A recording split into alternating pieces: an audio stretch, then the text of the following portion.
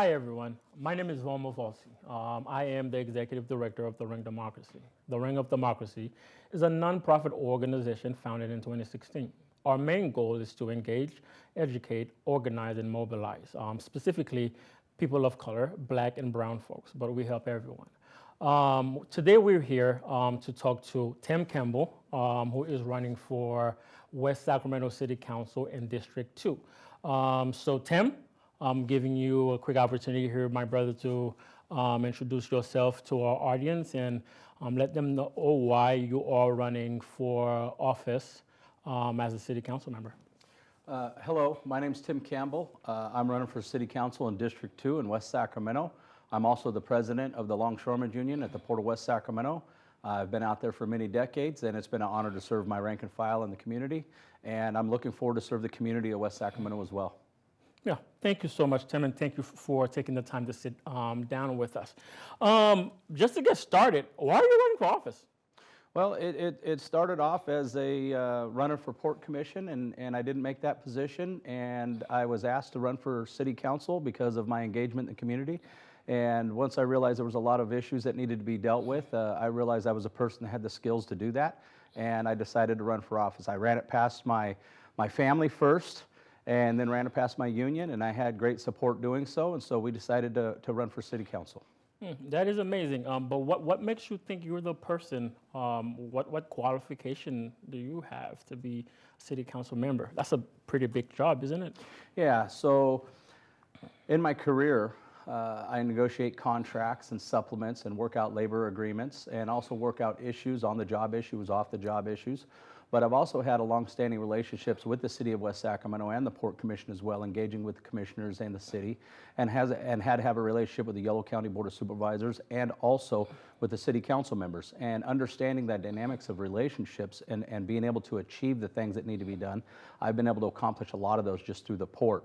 And I feel my skill set would be more advantageous serving as a city official and helping the candidates in District 2, or helping the residents in District 2 who need a voice at the table, who needs somebody they can reach out to, that could sit down and have a cup of coffee with, that you can help them with their situations because you've been through them yourself, you understand them yourself, so it's not anything foreign to you.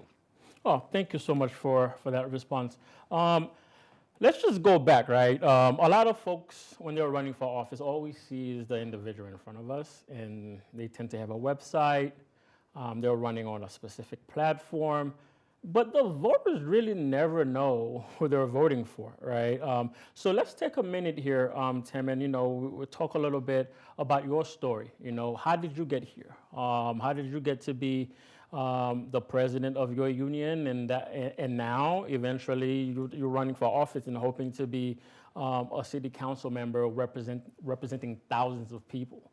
So a lot of people wants to be able to relate to the candidates, right? And I've spoken to you, and you seem to be a stand-up dude. But I also want the voters to know why they should vote for you. Well, I come from a disadvantaged home when I was young. I had a very rough childhood.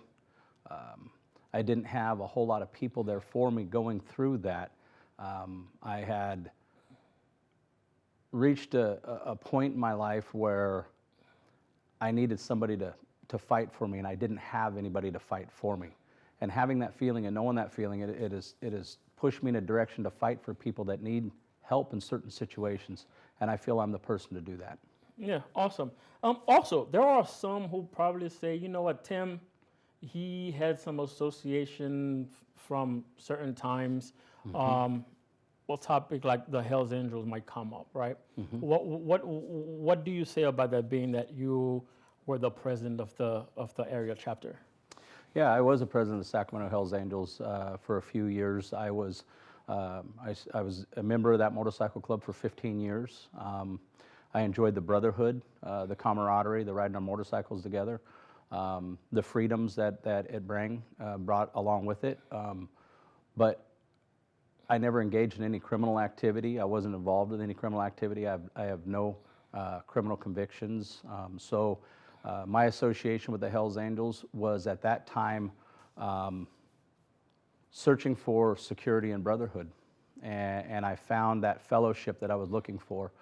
And in 2021, I had gotten COVID and almost passed away, and made the decision to leave the motorcycle club, and really spent a lot of time with my family after that, and engaging in camping and motorcycle riding with the family and enjoying ourselves. And so, yeah, that was a time of my life that I was in the Hells Angels Motorcycle Club.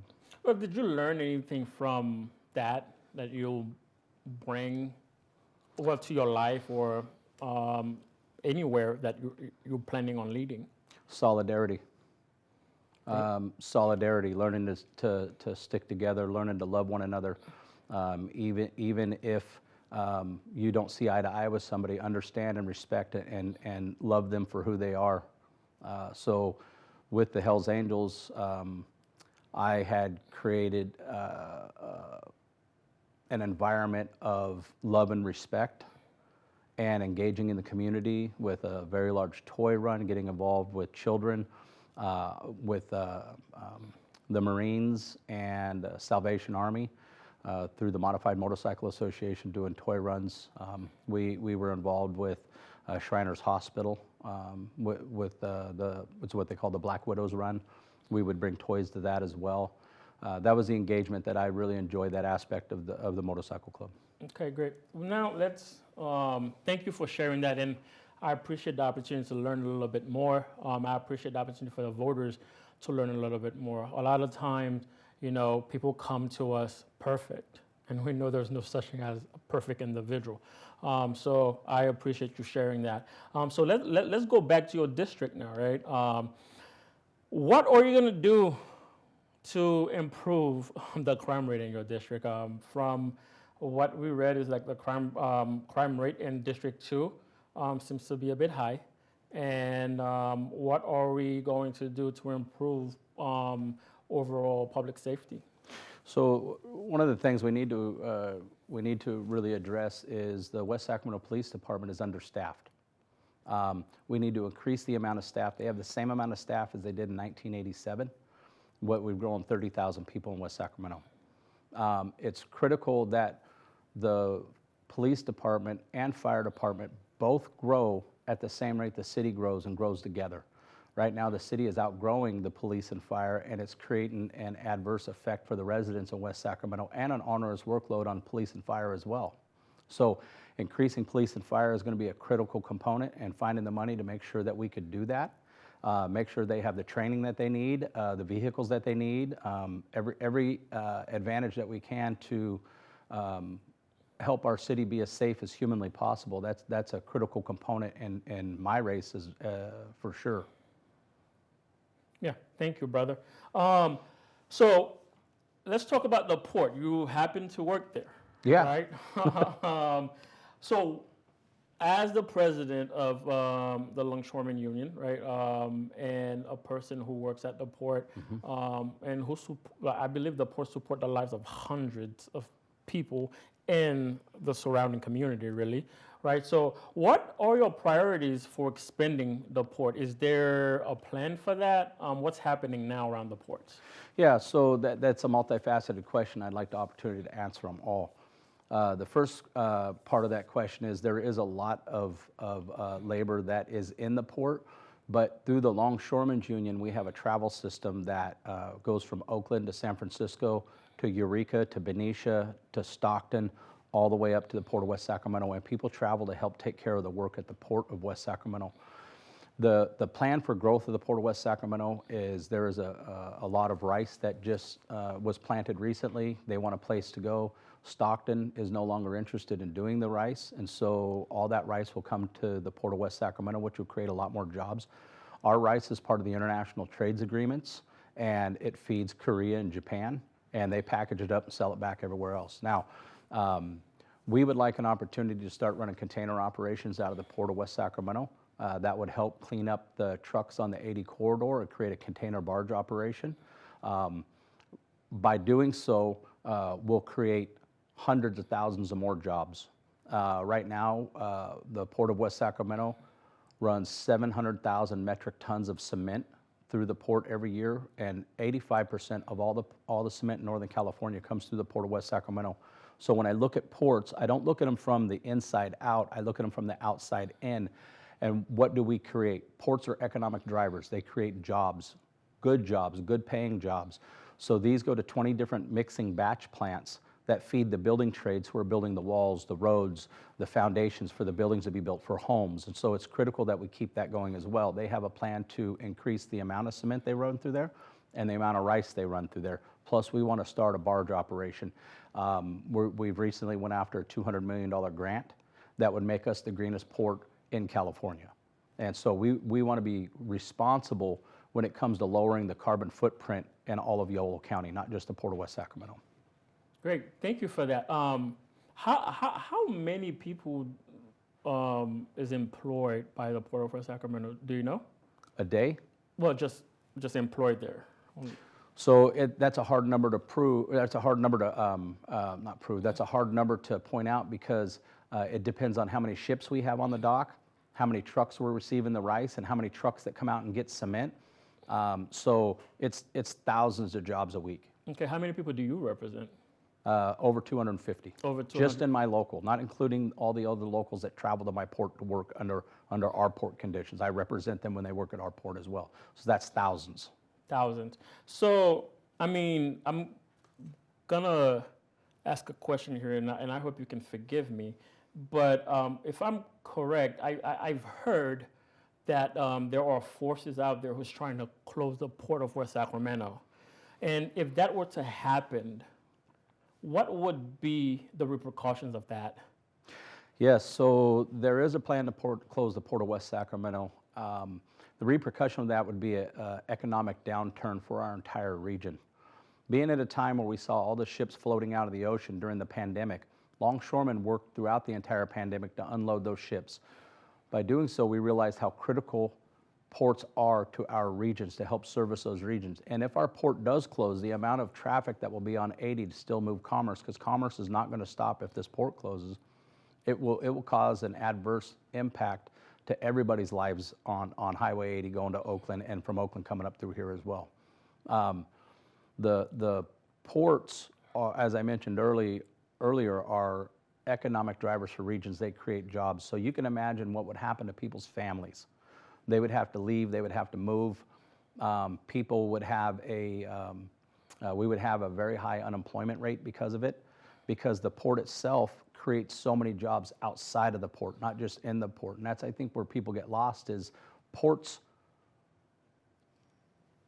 themselves create jobs, but they create much more jobs outside of the ports. And we're talking about rice farmers, rice mills. We're talking about building trades. We're talking about truck drivers, rail, airplanes, everything that ports service. Got it. So, I mean, I'm hearing these rumors, but I don't know. I don't know who's putting them out there or who's trying to close the port. Who make the decision for something like that? Well, I think it's a collaborated effort between the Port Commission and the city manager of the Port of West Sacramento, and also the port manager who is tied to the port. In 2006, there was an Assembly Bill 2939 that came into place that completely changed the outline of the entire port. It went from the city running the port to hiring a landlord to run the port and just managing a lease. So right now we're only running at 17% capacity in our port, and it still makes the city $2.9 million. If we were to increase what we want to do, it would make the city $20 million. So what I would like to do is create a municipal service agreement coming out of the Port of West Sacramento, tax the tonnage, wharfage, dockage, and tariffs coming into the port and trucks coming into the port, pay into this municipal service agreement, which would pay for police and fire, which would allow that to be able to increase police and fire off the port. Yeah, so thank you for that. So then, is the port in your district? Is it outside of your district? Where is the port located? The port is located right outside of my district. It's in District 3, and I'm running for District 2. Okay, okay. And do you have the support from any of community leaders in West Sacramento? There are a lot of community leaders that do not want to see this port go anywhere. ports should never be closing. They should be opening up. I mean, yes, we have a lot of community leaders that have stake in our port staying open as well. But the Federal Maritime Commission in Washington, D.C. Has talked about how critical our port is for our region. And so we have a lot of support up in Washington. We have a lot of local support as well. Okay, awesome. So we talked about that. Let's talk about housing and homelessness for a minute here. All over Sacramento, homelessness has been a huge issue, the whole Sacramento region, right? And I went to an informational session recently with Mayor Martha Guerrero, and she was talking about, the homelessness problem, right? So what do you think, what role do you think City Council plays in that, and what role do you specifically would like to play? Well, I think this kind of goes up, kind of right up my alley in a way, because for a short time my father and I were homeless. So I know what it's like to be homeless, and the unhoused are people, and they deserve dignity and respect, and they deserve to be treated that way. But they deserve resources and components that we can identify why they are homeless. Not just recognize they're homeless, but do you have mental illness? And if you do, what type of mental illness do you have? What resources do we have to help with that mental illness? Do you have addiction? If you have addiction, what type of addiction do you have? What resources do we have to help that addiction? And then transitional, how do we get them in housing? How do we get them safe? How do we get them cleaned up? How do we get them trained for jobs and careers? That's a part that we're not doing right now that we can be doing more of. I believe the homelessness is a big problem in West Sacramento right now. A lot of the homelessness are around stores. People are scared. People are worried. I think we need to create an environment where we can operate facilities to give pathways for success. And I believe that's what we need to do. And my approach to that is we need to get involved. We need to get involved on every single level. Every single grant that's available, every housing opportunity that's available, every resource that's available, every program that's available, we need to be involved in making sure that's happening. Yeah, but when you say need to get involved, what does that mean? There are the grants being available, but if let's say you take someone off the streets, right, and this person wants to be, or not that they want to be, but they have, for one reason or another, do not want to be housed. Like, how do you counter that? Well, you can't force people to be housed, but what we can do is create an environment where they have laboratory facilities, hygiene products. Also, they have places to be able to shower, safe places to sleep at night, shelters of some sort, and also security. So there's a lot of violent crime going on amongst the homelessness. We need to address that issue through having proper amount of law enforcement to be able to mitigate those issues. And right now, being understaffed and overworked, we don't have the opportunity to do that right at this time. Yeah, thank you. But let me ask you a question here. Do you think law enforcement is the best tool to use when it comes to the unhoused folks? No. I think having outreach programs is the best opportunity to reach out to the unhoused, to give them an opportunity to know where to go, what to do, and how to get involved with taking back control over their independence of maybe going to a job. One of the big issues with homelessness is you go to look for a job, what address do you have? There's no place, you can't put an address down. So by getting resources and getting them involved in some sort of transitional housing gives them an address, gives them an opportunity to be able to have residency so they can go to work, so they can clean themselves up, so they can do their laundry and be ready for the next day. No, thank you. That being said, we talk about homelessness a lot, right? And people tend to brush over housing, right? The lack of affordable housing.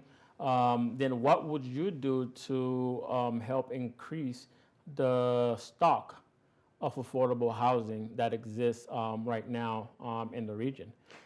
So that's a great question. There's a couple things we could do for affordable housing. One is, I think affordable housing should go off the level of income you have, a percentage of it. And a lot of that isn't happening. We need to build more affordable housing. We don't have enough affordable housing in West Sacramento at all. Some of the housing out there is outrageous and is not, nobody's gonna be able to afford it, just trying to transition into housing. So without having long waiting lists, that's a big issue with the unhoused trying to get homes. There's extreme waiting lists to get in housing, so people stay homeless for longer. So we need to create more housing, also delegate some of the housing that we have, turn that into low-income housing, and be able to move forward in that direction. Mm-hmm.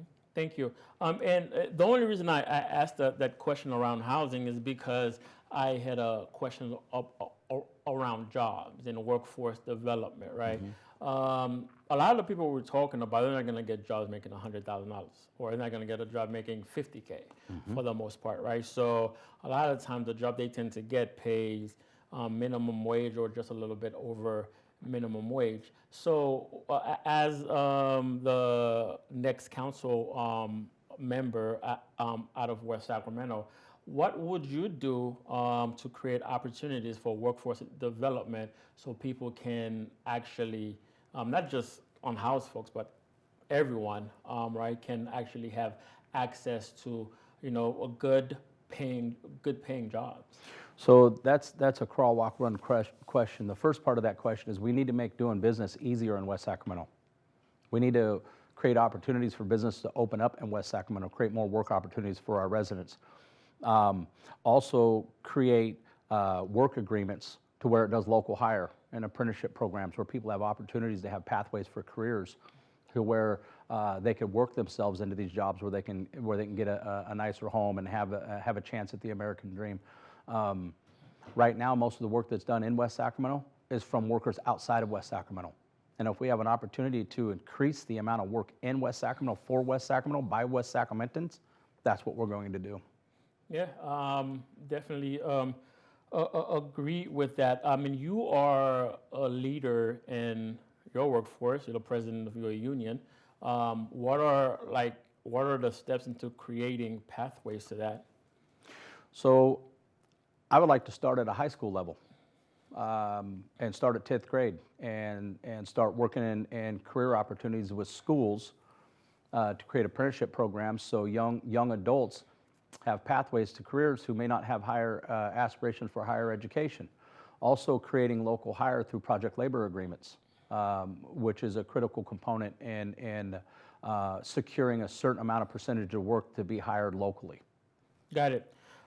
So with that being said, we just have probably like 3 to 5 minutes here. Okay. So I'm really going to take the time to just allow you to speak directly to the voters, to the people you want to come out and make sure you get elected, and tell them why they should vote for you and why you think you are the best person, the most qualified individual in this race.